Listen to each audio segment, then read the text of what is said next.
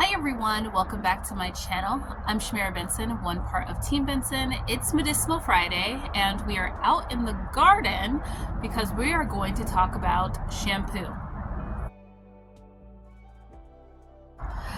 Okay guys, so once again, your garden has everything that you really possibly need if you plant it right. Now, I had a huge response of people that asked me questions about shampoo when I made my hair oil video. And guys, hearing some of your stories about what you're going through with different cancers or hair loss or different things like that, it made me want to put together this video on how I shampoo my hair, because it's probably different than other people and how they shampoo their hair. So let's talk about it. Now I'm going to show you there are two plants that I use to shampoo my hair, and then I also use this clay. So first let's talk about the clay. This is raw style clay, and I will link it down below. I do get it on Amazon. So if you guys didn't know, a lot of people use clays to wash their hair, because when you're washing your hair, all you're really trying to do is exfoliate your scalp to get the dirt out of it and like the dirt off the shaft of your hair. So using a clay, it's going to be it's one of the mildest things you could possibly use for your hair. It's gonna exfoliate it because clay is like bits of grainy dirt and or like rock or whatever you use, but it's going to exfoliate your scalp and it's going to get your hair shaft really clean because it's exfoliating from your scalp all the way down to the ends of your hair. And this is going to help because it's not going to have any of those terrible chemicals that are found in shampoos. There are so many chemicals. If you guys look on the back of your shampoo, there's so many chemicals on there that cause hair loss. And it's amazing to me that they're allowed to be in shampoos. So instead of using all of that, all I do is I mix the clay with sometimes just a little bit of filtered water, or sometimes with like a little bit of coconut oil if my hair is a little bit dry.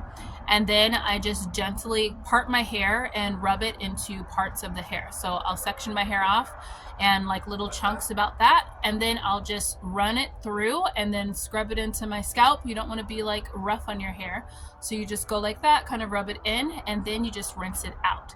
Now let's talk about rinsing. So speaking of rinsing hair, I use this guy, rosemary. So guys, rosemary is amazing for your hair. It really helps strengthen your hair. If your hair is falling out, it helps with that growth of your hair too. And rosemary water just really does work. It's magic. All you have to do is boil rosemary like you would be making a tea. Like you can brew it like by putting boiling water over it, or you can boil it and then just let that cool down, and then you rinse the clay out of your hair just with regular tap water. I like to use filtered water on my hair, so we do have a big filter that is on our house that I'm able to use that, because regular tap water, guys, has a lot of different things in there, different chemicals in there that are also probably breaking out your hair. So make sure if you don't have a big filter on your house, you're using some type of filter to filter your hair and just wash your hair in the sink or wash your hair like over the tub, but just using that filtered water, not the regular tap, if you don't have a big filter on your home. Now, the last thing I want to show you guys is up in the front of my house, and that is my aloe vera plant. So this is my aloe vera. It doesn't get seen much because it is in my front of my house, and that's where it lives. Okay guys, so I came in the house because my neighbors are arguing with a tow truck driver. I don't know if this is something that is just in our neighborhood, but our tow truck drivers are towing people's cars. And it could be for like the smallest little thing, like maybe you're parked like 2 inches away from like a curb or something like that. And we're on private property. This is a gated community, but I feel like people are just getting desperate for making money, and tow truck drivers are just literally getting into private properties and neighborhoods and just towing people's cars. So that's not great. But thank God that we have a garage. But yeah, back to the shampoo.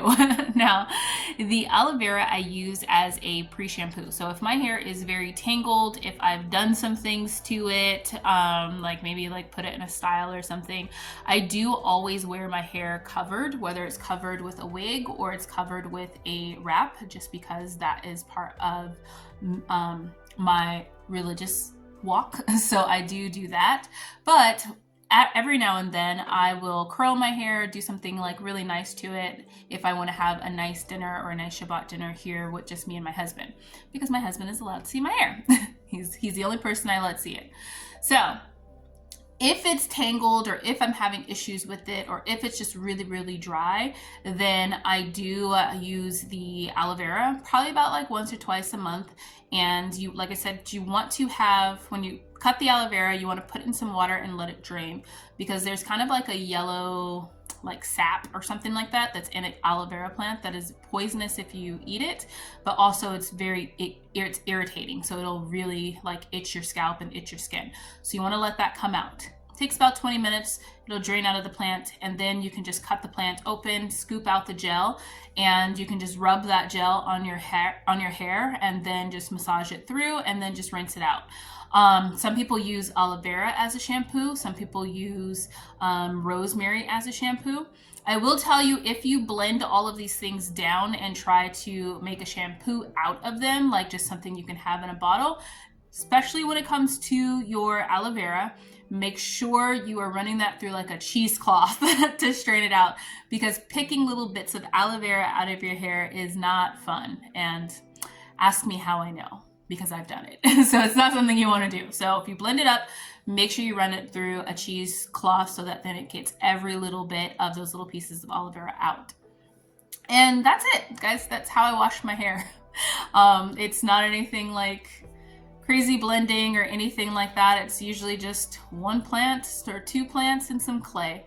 And yeah, it gets it nice and clean, and it keeps it really healthy. Also, I do like to contribute the fact that I cover my hair a lot. It helps it too. So it's not getting damaged by the sun or anything like that. So I think that that has a lot to do with it too. But I hope that this video was helpful for you guys. I hope that you're being able to get more control over what you're doing to care for yourself and care for your family, and how you're able to treat your body. Like treat your body and your skin and your hair and your nails and your eyes and your teeth and all those things. Treat them well, guys, because all of these different things that we're buying at the grocery stores have a ton of just terrible, horrible chemicals in them. And all you have to do is flip it to the back, read those ingredients, and if you can't pronounce it, Google it, because if you can't pronounce it, you can't say it, it's probably something that is going to cause something. So put cause, or harmful things from whatever that name is, and it'll tell you everything that might harm you with it. And a lot of these shampoos, the end result is hair loss. So make sure you are not using those. And these are easy things. Like I said, they're easily found on Amazon, and yeah, I love using them. So that's all I got, guys. It is Shabbat. I need to get my bread made. So until next time, grow yourselves a garden, because even a small space can provide you with tons of food. And Shabbat Shalom. Bye, guys.